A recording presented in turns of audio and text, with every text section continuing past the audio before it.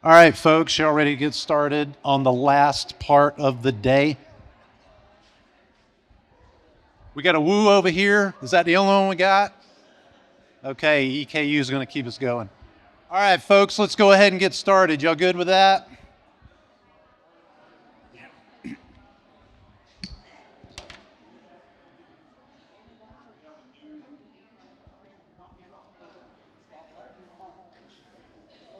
Okay, this is what we're going to do for the end of the day. Chris, where are you? Joyce, where are you? Can y'all come up here? All right, so we had panel, I think, on the agenda. We're not going to do a panel. I told Casey we would do a thing, and so the thing we're going to do is an exercise. We're going to throw a couple of very common scenarios up on the screen, stuff that y'all have all seen before, but they're just common issues that everybody's dealing with, and I'm going to play landowner, land manager. I think we tried this a couple years ago, right? So what we have here is, Joyce, can you introduce yourself? I have to, oh, all right. I have to move. Sorry, right here. Where do you want me to sit? Right next to him? Okay. I'm Joyce Bender. I'm retired from the Kentucky State Nature Preserves Commission, where I worked for 31 years managing the State Nature Preserve System. Founding member of the Kentucky Prescribed Fire Council, also the founding member of the Kentucky Invasive Plant Council. So I have big interest in what's going on here, and I'm very happy to see a good turnout and glad that Jody's doing this kind of work.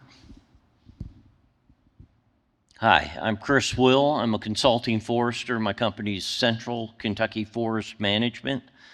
My office is in Danville, but I cover Central Kentucky mostly. And I always enjoy coming to this symposium.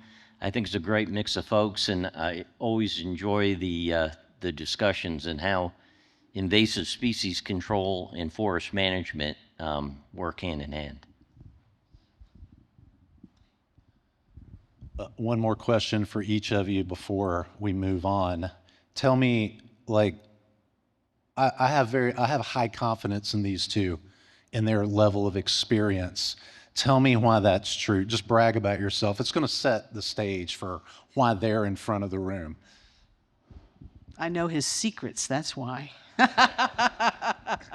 No, I don't like to brag about myself, but I've just been doing this work for a very long time, and I think Jody has seen the work that I've done is something that he could trust. So I guess that's that. Yeah, a lot comes with doing this for a long, long time. I started my business 25 years ago, but I was in log and timber procurement for 13 years before that. And through forest management, I kept seeing, we can't get started on changing light conditions in this forest until we get rid of these invasive species. And so that always, leads me to come back again and again to the same spots that I've worked over the last 20 years and learn from those experiences. I guess I will add that back when I first started working on invasive species in 1991, I was the only one in Kentucky working on invasive species. And Fish and Wildlife and Forestry and Parks, all my fellow state agencies had no interest whatsoever. And you don't know how good it makes me feel to see all the young folks from Kentucky Fish and Wildlife showing us all how to do it with drones. So, it's something that gives me hope. And it gives me trust in all of you. So I'll add one more thing about why they're up here. They have a high volume of practice. They've gotten their hands dirty more than most. They both have a lot of experience in different situations.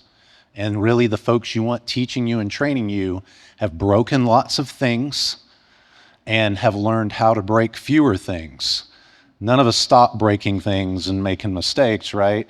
But and so what we have is we have two different, I won't say interests, but we have two different focuses.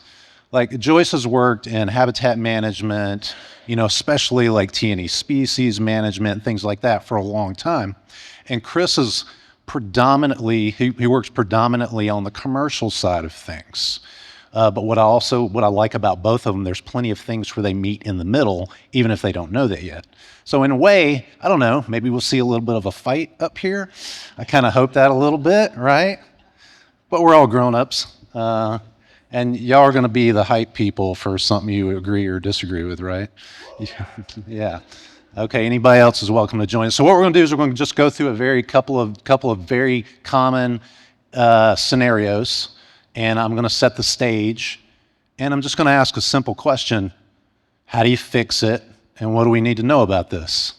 And that's it.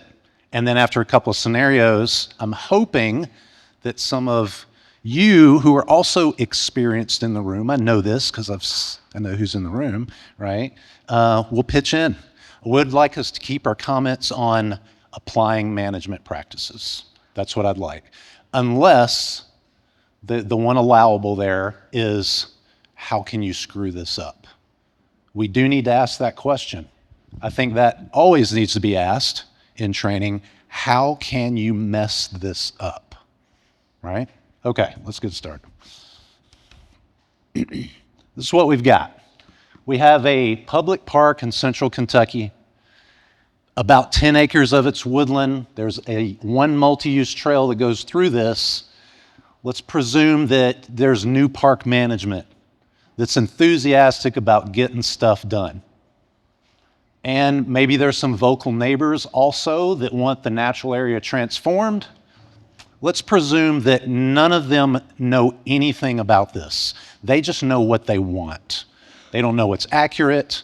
They don't know how to describe it very well. They just want, so let's get this done. Does that sound familiar? It should, right? That's probably the most common scenario I've ever run into, whether it was land manager, land owner, homeowner of some sort. I just need you to tell me what you think I need to know and tell me how to fix it, right? There's no management history to this site, and there's no staff experience with natural areas management. So what do we have? We have some maples. We probably have some ash in there, maybe some locusts. There's definitely Osage orange. And we have 10-foot wall-to-wall amber honeysuckle, right? It's a very unique situation, right? Okay, Joyce, how do you fix it? Oh, God, why do I have to go first? Okay, so it's 10 acres, right? 10 acres. Okay, well, I can tell you how to screw this up is if you don't have a plan with some really solid objectives of what you want to see here and how you're going to go about making it happen. I think you're going to have to identify, is there anything worth salvaging in here besides, the few maple trees that you see? I think it's important to remind people that once those bush honeysuckle are gone, it's going to look kind of bare in there because people are going to be shocked at what they don't see anymore. And that really is alarming to some people when you get rid of the mid-story and then they're just like, God, what did you do? And so I think you've got to really focus on the vocal people and what their expectations are and, really talk them through that because you're going to have people who really don't like what the end result is because you're going to have people who hike and walk here and, well, where do the birds have now because you got rid of everything? So you're going to have a whole other vocal group come in after the vocal group that wants it gone. So some public education needs to happen first so that people understand, why do you want to get rid of that? What's the value in getting rid of it and what will the benefits be afterwards? You're going to need to identify people who are going to want to do that. There are staff or there are no staff. There are no experienced staff. There are lawn maintenance staff. So y'all can ask me a few questions. Some things I'll probably avoid and stay vague with. Right? Oh, boy. There are golf course, ball field staff, that kind of thing. Oh, yeah, because they're right on this. Okay. So give some details.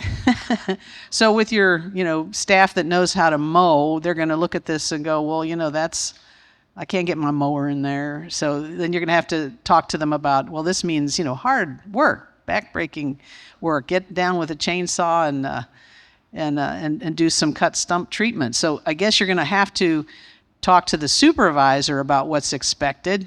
You're going to need a budget because they're already busy with their ballpark and their picnic shelters and whatever else they do. So there's just a lot of expectations that you're going to have to deal with. And one thing I learned managing natural areas was you're really managing the neighbors and other people, the visitors.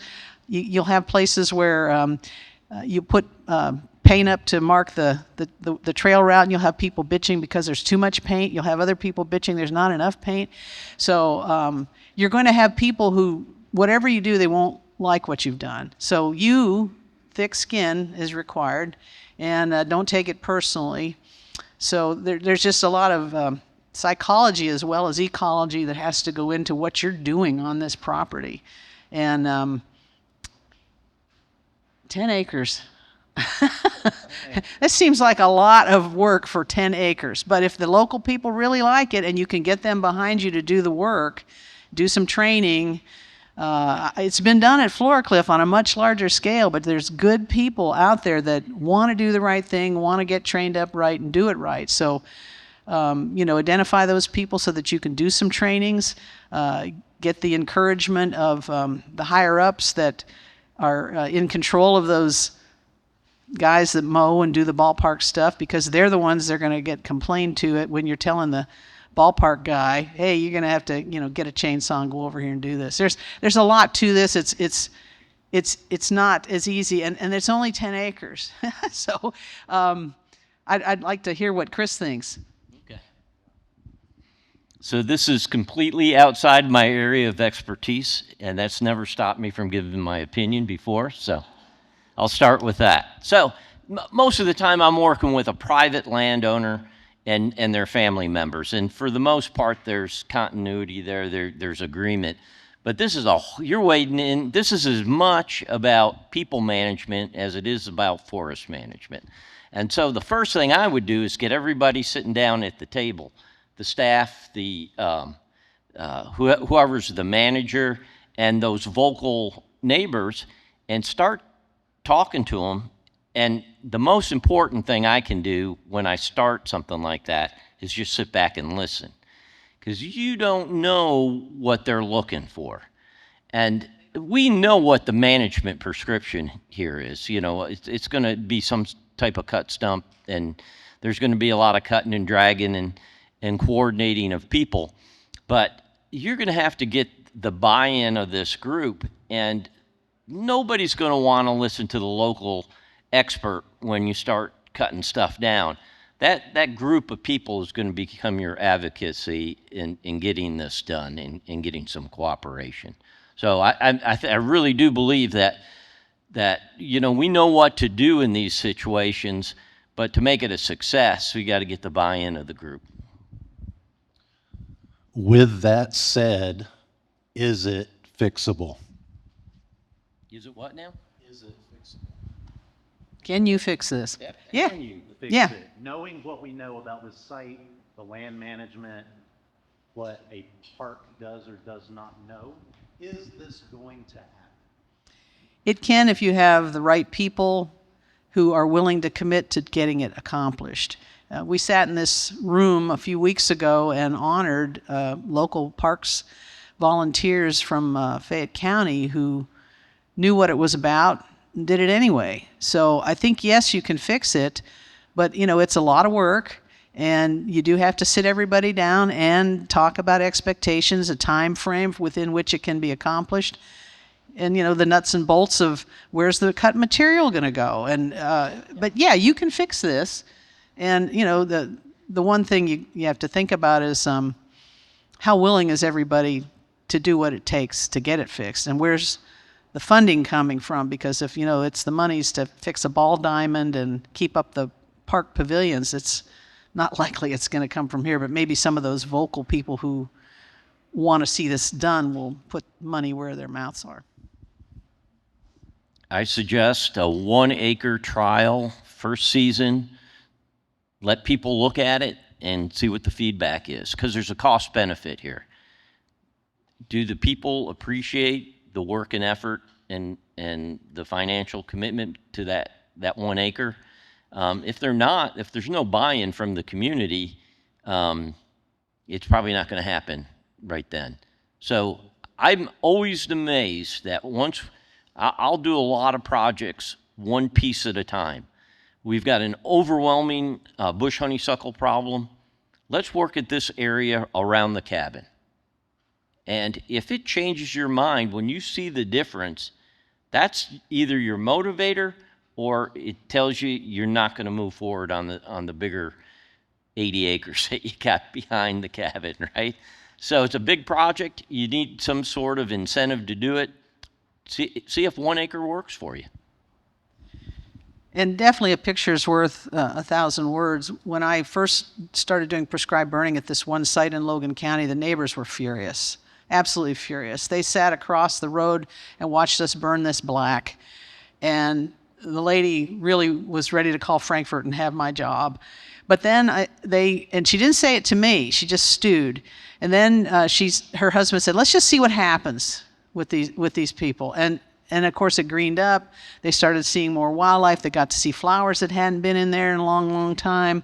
And so they were impressed. So his idea of taking one bite that you can chew and seeing how it goes is appropriate, because you'll see some changes in just an acre's worth of work. And I think that would help your case a lot. So it turns out the site is getting fixed. It's right here in town, East Frankfurt Park, east side of Frankfurt. It does not look like that now. We had one volunteer day and we knocked a whole bunch of it out, but there's about 6 acres of woodland that we're focused on that mostly Anna Claire, raise your hand again, Anna Claire, is working on now, because part of her job is to coordinate the professional, efficient effort with the Franklin County Invasives Task Force. That's what it takes. Yes, there are lots of great volunteer, like Flora Cliff, as an example, is an exception to most situations, almost all of them, as a matter of fact. And in fact, yeah, Raven Run's doing a bunch of good work too, right? You all have, what, over 700 acres of natural area, and still chipping away at some of that stuff, within amongst all the things that you're doing. But without an organized, experienced champion focused on the effort, it rarely works out. That's an issue in most community-based projects. Same location, everything. So we know that cut stump is typically the situation that's going to work there. Chris, a question for you actually back here. Let's say that some of these maples are, and you don't even mind sacrificing a few things maybe, and maybe we consider something like a combined approach of forestry mulcher, foliar follow-ups, cut stump. What would a 10-acre site that looks like that cost to have a consultant do it? And a range of costs is fine. Yeah, I really don't know. So there's so many factors. I'm not working in park settings, and so I'm gonna dodge this one a little bit. I do know that cost is a huge part of tackling any invasive species project. It's the number one thing. If we can't cover the cost of doing it, then it's not going to get done. So I often, and this is how I'll dodge the question while not completely, avoiding it. I work with a lot of landowners that have overwhelming bush honeysuckle problems. And what we do is I set up a daily rate and I give them an estimate on the area that I could cover. And so we can do some simple math and we can start out with knowing what the whole project could cost. But I do know this, that you run into challenges, you run into things that you're not aware of. And so it's really, for a contractor, without me putting on a huge, thick contingency fee buried in that estimate somewhere, doing this a chunk at a time, doing it on, a lot of times I'll say, if you like what we did on the first acre, we'll do 3 days, and this is what it'll cost, and this is what we think we'll accomplish, and we'll, if you commit to that, then we'll get that done.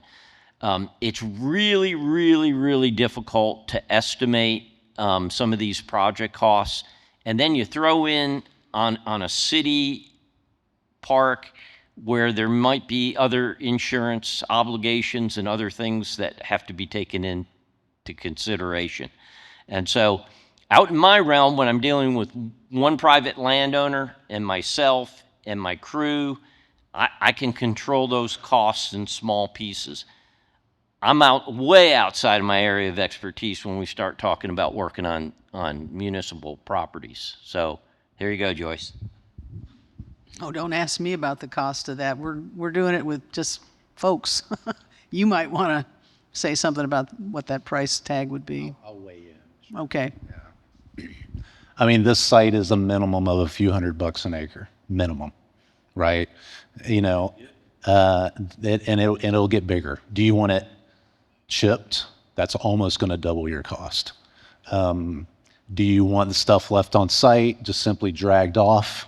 Are you doing anything else behind it? Are you doing any kind of erosion management on some of these sites you have to do? We can't put like dollar signs on it exactly, but it's kind of like an exercise in what it takes. It's usually much, much more expensive than EQIP contracts will cover. And that's one of the main reasons that more of this work isn't done.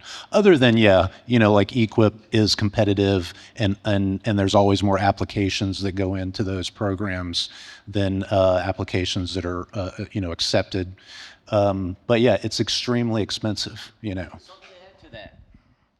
So there's going to be monitoring and maintenance after the initial application, right? And so you got to train somebody to do that monitoring and maintenance, or somebody's got to check the monitor too. So if they don't have a lot of experience, so that cost, it's not a one and done situation. We all know this about invasive species, and sometimes that's a shock. If you don't bring that out at the first meeting, then you're in for a very rocky relationship.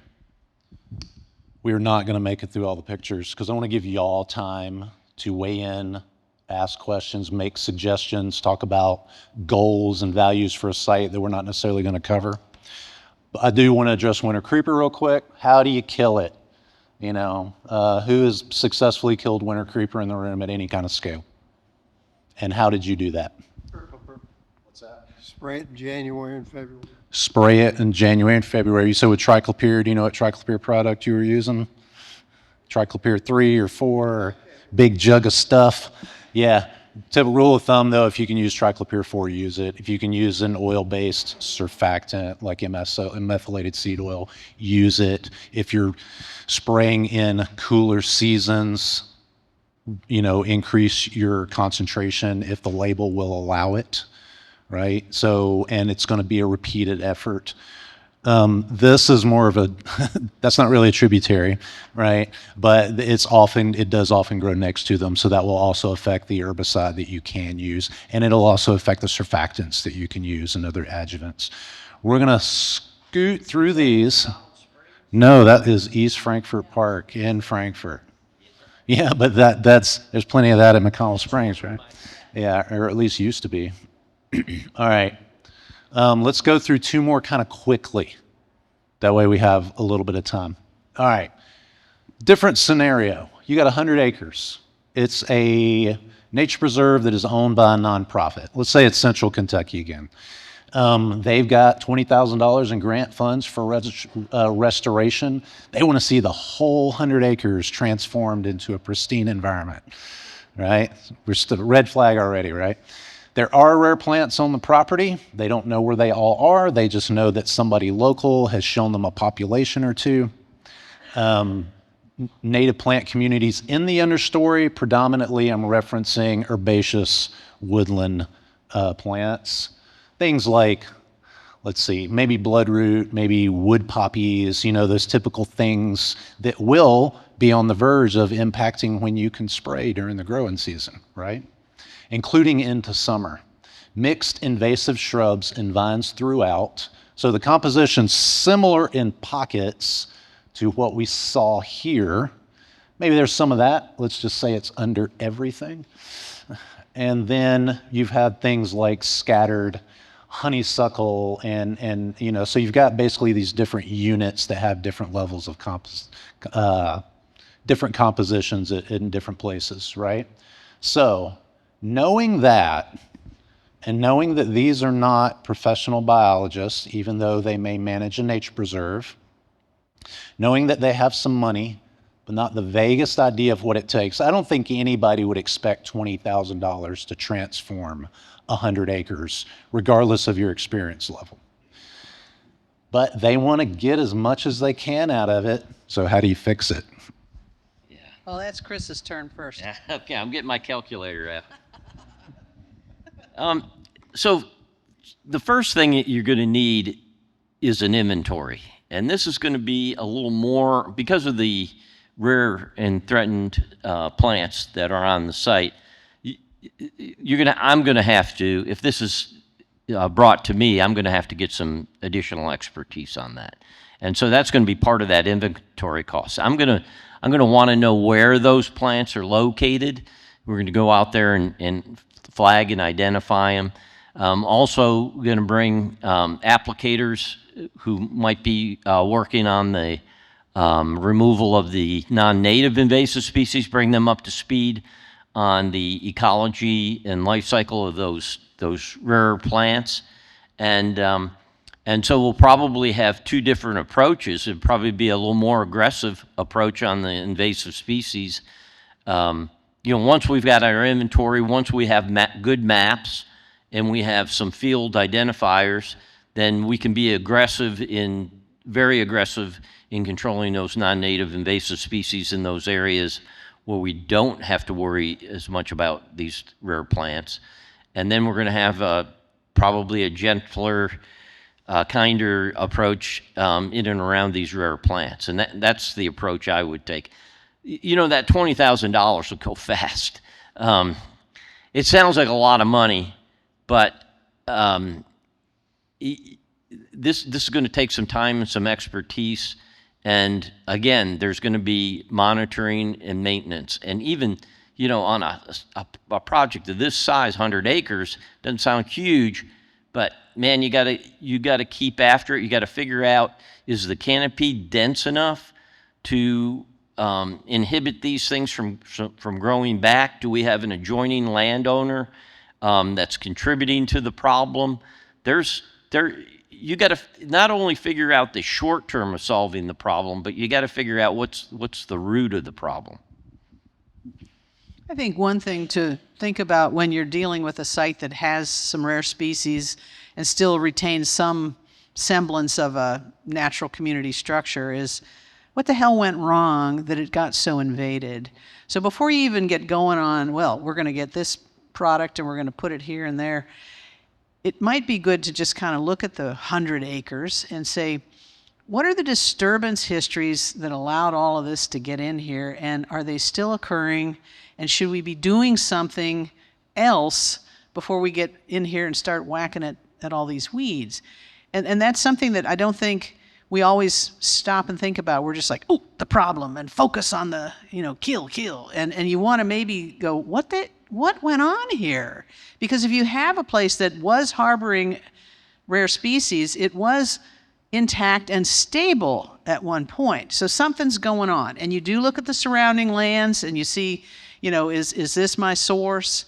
Another thing you want to do is look at the distribution of the invasive species within your 100-acre property and say, is this, the focus of the population spreading out? Are these outliers? How do we corral it and don't let it get any further afield? So you might want to look at it as, contain the spread, In the areas where you have those the native rare species, you might want to say, all right, well, these will be, you know, the zone where we just make sure that nothing is here except the native species, and work out from there. But, you know, mapping out, as Chris was saying, you know, where are your rare species? And, you know, are they in the midst of some god-awful invasive conflagration, or are they on the edge? Determining, you know, the position of some of these things is going to help you decide, okay, here's how we'll, you know, kind of do a triage on this site. And then you definitely need to tell the people with the 20,000, well, I hope there's more where this came from, because the 20,000 really doesn't get you as far as you think it might. And again, it's, you know, talking to these people and you know, getting some good volunteers to come out and help you. But I think if it actually has been something and something changed it into this mess, it's good to figure out what was that change agent, and is it something we could deal with? Maybe it's off-site, maybe it's some land use practices that you know, maybe are still going on somewhere on the property. So there's just a lot to investigate before you really just dig into something like this. But definitely, you want to protect those rare species. And to add to this, I would suggest if any of you are doing this kind of work and you're not mapping out management units within your total project, you should. There is no scale that's too small, at least not above an acre. And I would even suggest on an acre, especially if you have folks you're working with that have limited experience and resources. So, you know, for example, this site, this right here that we're looking at, that is Julian Savannah. Yeah, right here in town. So this site, these things, if there are no, if I remember this site well enough, we're not really seeing much collateral here. We can handle most of this with foliar sprays. Foliar sprays takes a different tools, takes a different level of effort than this 100%, right? And so you want to map out your job, separate them into management units, and apply labor hours and tools required to each of those management units. That's how it would be done on a commercial operation. That is how it is sometimes done on, you know, government lands also, although less frequently. But time is money. Nobody has enough. And if you were to implement that kind of practice, you're going to start seeing your project efficiency increase. And also, you only have $20,000. How are you going to spend that and get the best bang for your buck? So this is how you could screw it up. Start out, you got $20,000, we'll get the crew in there tomorrow, right? And just start going until all the money's gone, right? You can't do that. You got to have a budget. You got to think this thing all the way through to the end and figure out where you're going to come up short at the end. And while you still have the money, you know, you got to figure out, how am I going to pursue additional funds somehow, some way. All right, I'm just checking our times there. We're scheduled for 3:30, so we don't have a lot of time for y'all. Nobody's going to kick you out of the room, though, okay? What do you need to know? What do you have to comment on about these scenarios? Somebody's got something to say. Right over here. So Jonathan is recording some of this, so we're going to try to get as much as we can on the mic. Sorry. So, which you guys probably were implying this behind the scenes, but for those of you who don't know, like the first picture had water running through it. If you have a place with water running through it with poor water quality, you can take that $20,000 and get a 60-40 match for us. We do the 319 grant, and you just gained a ton of money to help you out. And I know there's some other grants, but that's for ours. It's 319 funds, but they address non-point source pollution. So depends on what your needs are, but that little creek looked pretty bad. Thank you. Yeah. 160, Who's got something to add? I don't believe you. You're a bunch of liars. Right here. See, I know I get something. Well, you got the added expense of the emerald ash borer with the ash trees. So if you have a bunch of ash trees that are dead, there's a lot of your expense right there, removing those or treating them, whatever you decide to do. And I can attest this site is full of dead ash trees, and that is something we've discussed. How do we get funds and work with our partners to make it a safe place to be? So yeah, you guys touched on this, but you got a lot of work and only so much money. And so one of you said it specifically, you have to triage. You have to say, what are your priorities as the client? Are you looking for particularly things close to walking paths? Are you looking for certain species that you want to eliminate? And having those conversations and setting reasonable expectations of like, I can kill all the honeysuckle, but there's all this other stuff, and the honeysuckle is going to come back in a year regardless of what we do. Just having those clear expectations with the client can be really hard, but essential. Thank you. Anything else? We may have time for one more scenario, but the scenarios are really just meant to stimulate discussion. In a public park scenario, one thing y'all didn't say was anything about public signage, and you did say the importance of educating the community about the work that you're doing. I wonder what's the cost benefit analysis like? I mean, putting up a sign could just invite the kind of dissatisfaction or whatever, angry phone calls that you're trying to avoid, but it also may have some benefits in letting people know what's going on and what to expect. So how would you evaluate that if you're working in a public setting? Do y'all want to follow up on any of these things? Oh, there it goes now. Test. There it is. So how do you react? So I always think it's really important that whoever you're working with or whoever you're working for, and in a community setting like that, you're working for the community. You got to draw in as many people so they can't say they did this to us. Actually, it's the community's project. If it becomes the community's project, then there is no they. We are they. We've seen the enemy, and it's us, right? But it's you got to break down that whole opportunity for somebody, and you'll never do it 100%. You got to have realistic expectations, but you have to be aware of that.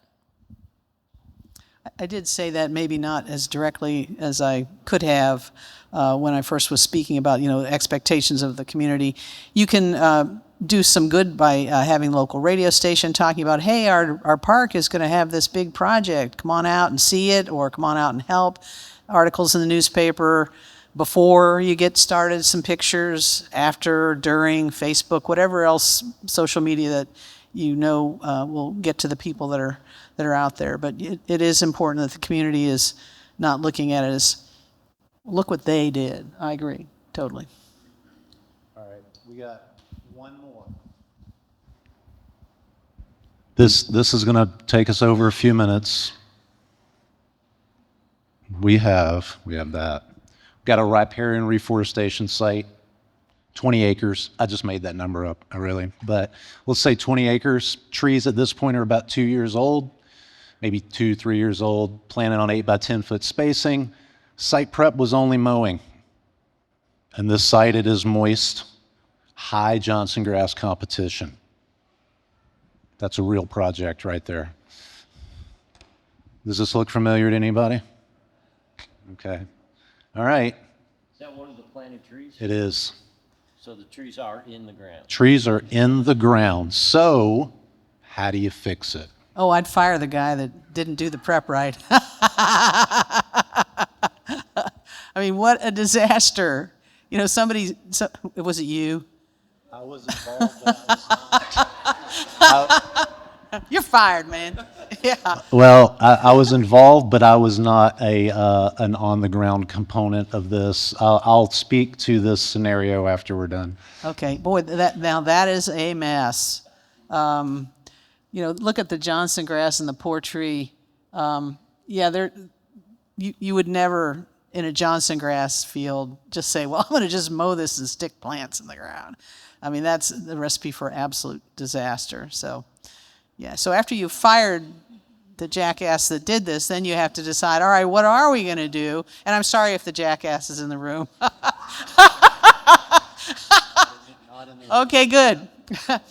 But gee whiz, what are you thinking? Anyway, you definitely have got to get control of that Johnson grass, and if these trees are going to have any chance at all.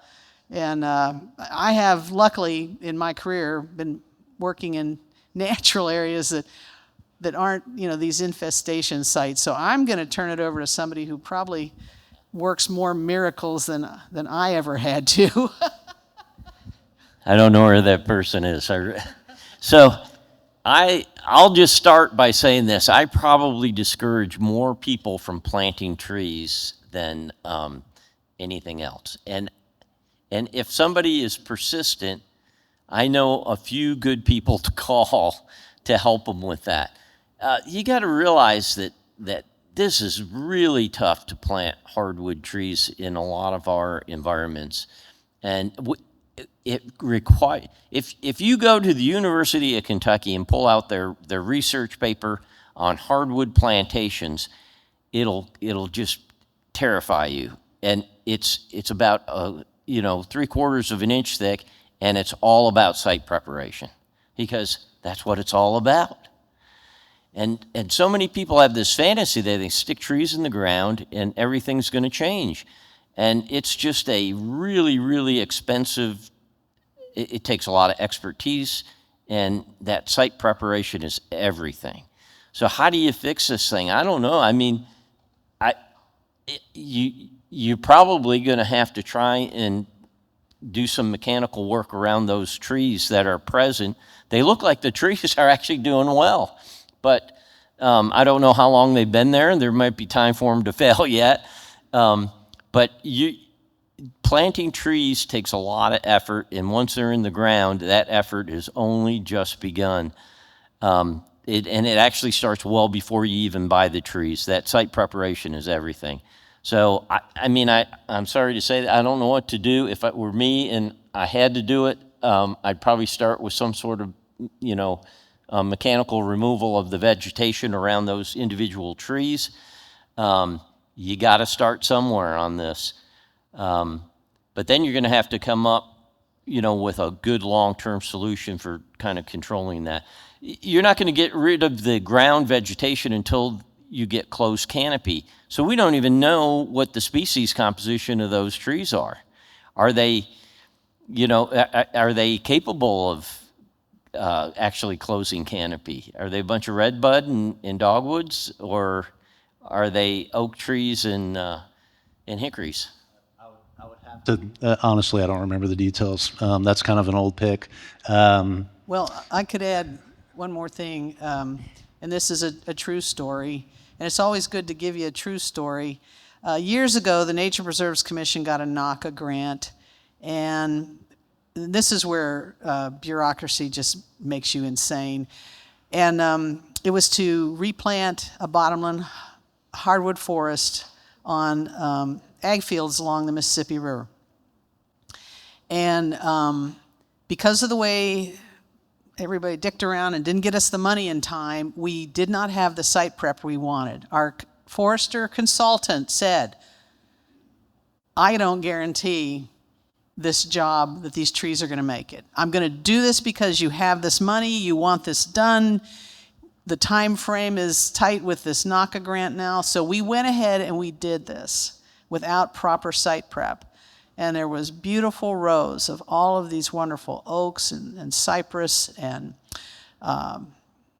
cottonwoods. And I mean, it was amazing. But you could already see what was snaking through the underneath of this. And we had trumpet creeper, and we had all kinds of other vines. I didn't know what the hell they were that came up on these things. And the guy, God bless Greg Dale, he tried his best to wrestle these trees away from all the stuff that was coming after them.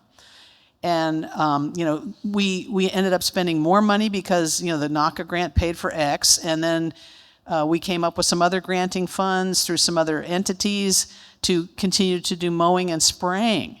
But it was just It was crazy. And I don't know, Maddie, if you, while you were at Nature Preserves, if you ever went out to that Bissell Bluff site in that bottom to see, and I haven't been back since I retired, but I'm telling you what, it was a disaster.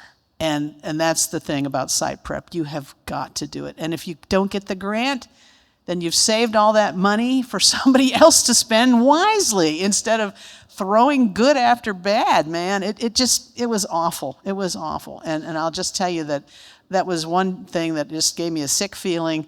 And I was so angry with how state government was not working to get this grant money spent appropriately, and they kept holding us up and holding us up. And I don't even know. I should go out there and report back, because I just felt bad for all those little trees. And the guy that was our consulting forester, he did everything he could. He was very professional, very above board, told us right away, I don't know, but he was willing to give it a shot. So do your site prep. Don't get a hole in your stomach over this. Just do it right the first time, and then you're not sitting there going, well, I guess we can kind of work around these little trees and try not to nick them with a mower or a weed eater. I mean, don't take yourself there. Don't. So this is meant to be one of those difficult, how do you break things situations, right? I can tell you on this site, I'm not going to say where it was or who all was involved, right? I was involved, but I was only allowed to be involved a certain amount. We strongly recommended an herbicide-based site prep for this, right? Start with mowing, let stuff get a little growth on it, get a good kill on it. They didn't want to do that, and so we said, well, can we just at least want to spray where the rows are. No, don't do that. Highly visible public site. And so what ended up happening was, so the establishment maintenance prescription, establishment maintenance means what do you do after your install to make sure the stuff lives and keeps living, right? For those roots to become established in the soil environment. That's establishment. So we're just going to do frequent mowing on at least two sides of the trees, right? If you have sunlight on at least two sides, that's a minimum amount you want. Sometimes, especially with the amount of moisture on the site, you can expect probably a decent level of survival. What happened, though, was that things were not kept on a schedule. And then it just looked bad. And then it was just hard to get to. Like, y'all are throwing thousands and thousands of dollars away because of this. And that's one of those tough sites. But the fact of the matter is, lots of situations are done, end up like this, right? We want to spray these plants with this stuff just at that time of year. Highest level of efficacy. Guess what? Life happens constantly. Constantly, it screws everything up all the time. So you don't get to do that. So you're usually working when you can. Keeping things on a schedule, though, right? Like that affects your paycheck. That and having a good plan where you've mapped out what you're going to do, and with community-based projects, having that local experienced champion, those things encourage relatively high success, and those are usually the things that screw everything up when you don't have one of those things. All right, for you all, any couple of questions, burning questions for Chris or Joyce about anything, or for anybody else for that matter that was here? Y'all ready to? We got one in the back, and then one in the front. Okay.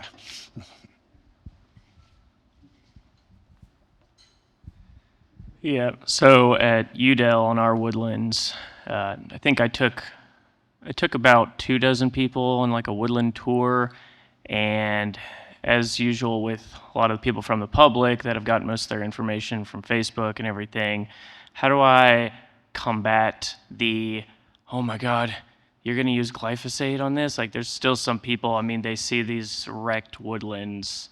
It's just an abomination of honeysuckle and stuff. But I'd be like, yeah, we're in the process of trying to see how we can work on using some herbicide, and just that, that those people that are going to just be horrified that you're using chemical product, even though we'd have to. Mike, you might check and see if. Yeah. Yeah. I've seen your woodland, and I know you need to get after those. When I first started working, I was like, oh, I don't really want to use herbicide on these state nature preserves. They're so special. And then I realized, wait a minute, it's me, and only me at that time. So yeah, I gotta use some stuff. So I think what really helps to get people to understand is when you start talking about the cost effectiveness. You're saying that we're an organization that uses your donations wisely. We don't squander, the dollars that you give us. We use them in the best way properly. And also tell them that, you're using herbicides with very grave attention to the label data, and you're only going to have certified applicators do it. And you just try to, assuage the fears. Ask them, well, what exactly is it that worries you about this process? And then, just try to work on it from there. But, always sound as responsible as you possibly can to, allay the fears they might have. But definitely explore, why are you afraid of this? What are your reasons behind that? I always talk to my clients about integrated pest management, and I hate that term just because it sounds so stuffy and everything. So I just say, what we're going to do is we're going to concentrate on using the right herbicide on the right site at the right time of the year in the smallest quantity possible and get the best results. And this, 1 acre at a time, this, let's take a section here and see how it turns out. And there's a lot of folks that are just really apprehensive about taking that step. And then they see the results, and they said, how much did it cost? Well, that's not all that much. Well, yeah, that's great. Let's do more. So a lot of times we think the people we work with are vessels that we fill up with our information, and they're going to understand everything. You got to, communicating to people a lot of times is demonstration, it's showing them, it's explaining to them slowly, allowing them to go back and do a little bit of reading on this. And so people come and make their decisions very slowly. You got to keep pushing them. You got to move them around, push them in the right direction. But most people will come around to what appears to be common sense on these things. And you build that confidence by being licensed. Yeah, by being confident, being a licensed applicator, taking your continuing education, coming to symposiums like this. And so there's no one better to execute this project. Yeah, yeah, there's a potential danger that you could screw this up, but you're the best chance that they have. All right, we have one more question. Did somebody have something over here?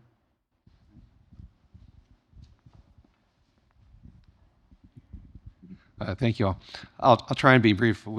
I'm sitting here with my crew, and each scenario we're talking about which of those projects are ours, or how many of our projects meet like these conditions. So we're pretty familiar with some of these situations, and kind of coming in as a contractor adds a little bit of complexity, because sometimes I'm in somewhat of an ethical decision where someone's asking for a service, or they're going to do a particular thing, like some of these jobs, and there might be situations where I'm not really interfacing with the key decision maker, or someone saying, we already got this grant, we've got to spend the grant.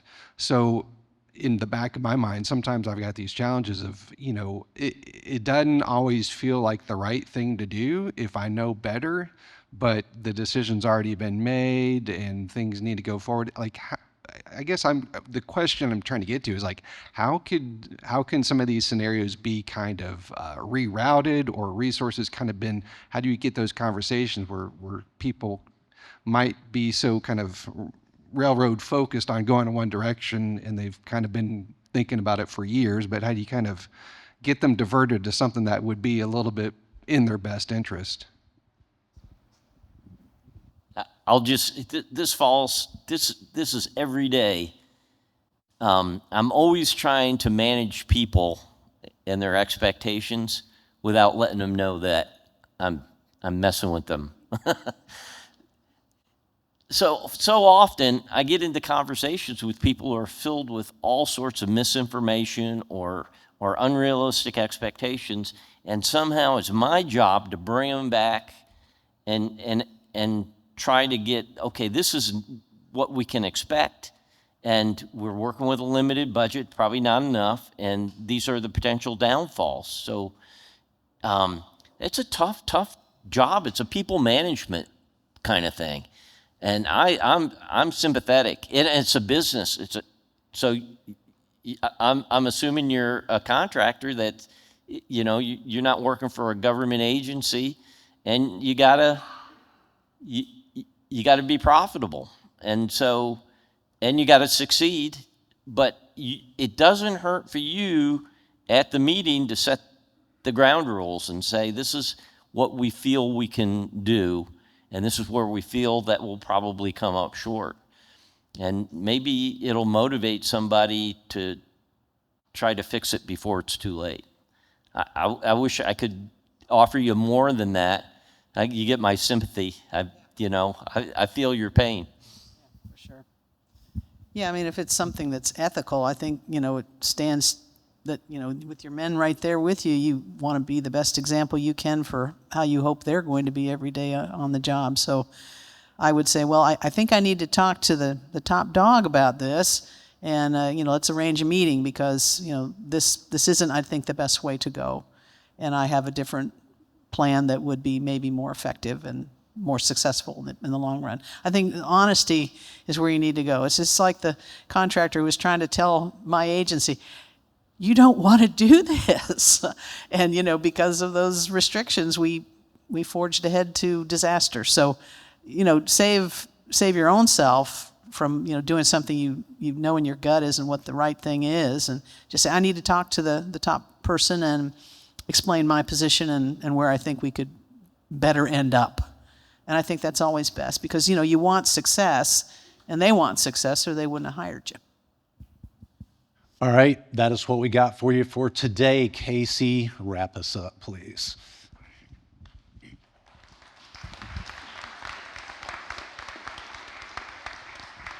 Thank you guys so much for being here. No, you're good. Go ahead. Yeah, that's what I was going to do that.